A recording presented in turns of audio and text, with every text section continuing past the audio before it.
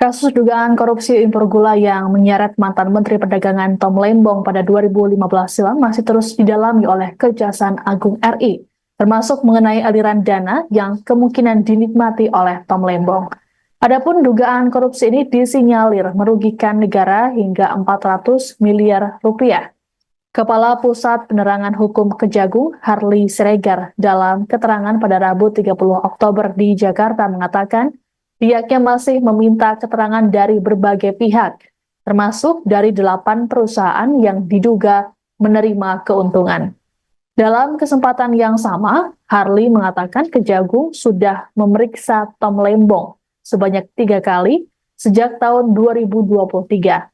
Kemudian pada pemeriksaan ketiga pada Selasa 29 Oktober, Tom ditetapkan sebagai tersangka.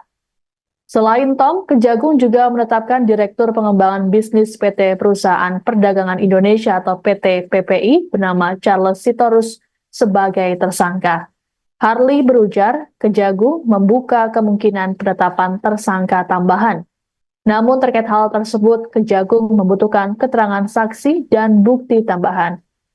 Harley menegaskan tidak ada pemeriksaan terhadap menteri lain dalam kasus dugaan impor gula ini. Pasalnya, kasus ini terjadi ketika Tom menjabat sebagai Menteri Perdagangan pada 2015 silam. Kejagung juga memastikan tidak ada unsur politis dalam penetapan tersangka terhadap Tom Lembong dan murni penegakan hukum. Sebelumnya, mantan juru bicara Anies Baswedan, Ges Khalifah, melalui unggahan akun X pada Rabu 30 Oktober mengatakan, Tom tak mungkin berani melawan Joko Widodo. Ges juga mempertanyakan kasus yang menjerat mantan co-captain Timnas Amin ini.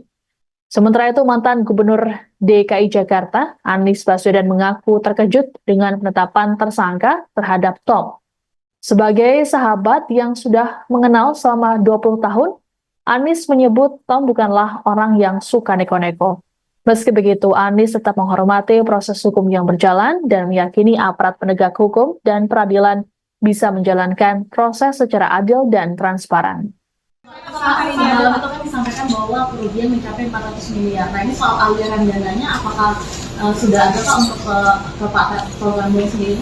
Nah, terkait dengan kerugian keuangan negara yang sudah disampaikan bahwa ini kan akan terus dihitung, ya, dihitung untuk pastinya seperti apa, dan mengenai aliran dana itu akan didalami juga, ya, apakah karena kalau kita lihat kan tersangka sebagai regulator, ya, bersama dengan dari PPI dan perusahaan-perusahaan itu, nah, apakah ada misalnya di situ unsur aliran dana, tentu nanti akan terus didalami. Jadi nah, hingga saat ini belum. Jadi bukti-bukti yang sudah diperoleh itu akan didalami, itu akan diintensifkan, dan misalnya kalau ada penambahan keterangan yang dibutuhkan penyidik akan melakukan. Jadi untuk fee atau keuntungan yang didapat sama Tom Lembong ini berapa? Ya, nanti itu sangat tergantung dari keterangan-keterangan, ya, yang akan dilakukan. Itu yang saya sebutkan tadi dari beberapa pihak, misalnya dari 8 perusahaan itu, ya kan, dia mendapat keuntungan. Nah, apakah misalnya ada aliran dana terhadap siapa saja, nah itu nanti sangat tergantung dengan keterangan yang akan berkembang. Pada pemeriksaan itu, pas itu gula itu kan mengalami kekurangan Pak, dan itu pas lapor, dan pas lapor itu katanya dihadiri juga oleh Menko Perekonomian. Apakah nanti Menko Perekonomian juga dipanggil sebagai saksi atau gimana Pak? Nah, nanti itu terkait dengan kebutuhan penyidikan, ya, kita lihat penyidik yang memahami apa menjadi kebutuhannya. Pak, dalam pemeriksaan itu penyidik menanyakan juga ke Lembong terkait dengan aliran dana ke kampanye untuk kampanye. Ya, itu sangat terkait dengan kebutuhan penyidikan. Ya, saya kira terkait dengan substansi, ya. Kita lihat bagaimana perkembangan.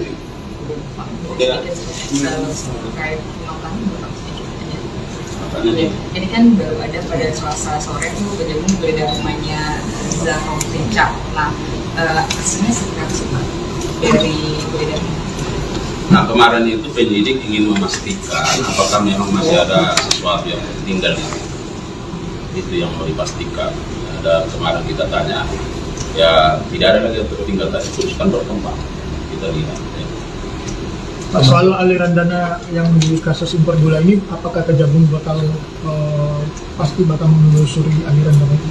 Itu yang saya sebut tadi, bahwa pemeriksaan ini kan belum berhenti, kan sangat terkait dengan bagaimana keterangan dari perusahaan-perusahaan ini, ya kan? Nah itu nanti kita lihat. Tapi sejauh ini keterangan dari pihak perusahaan dari beberapa perusahaan. Nah itu juga bagian dari substansi penyidikan. Oke, apa benar Pak, Pak Tommy 5 kali manggil gitu Pak dari pemeriksaan atas proses Ramsar Tommy? Pak, belum ada informasi soal itu. Tapi yang pasti bahwa yang bersangkutan sudah 3 kali ini ya. Download Tribun X sekarang, menghadirkan lokal menjadi Indonesia.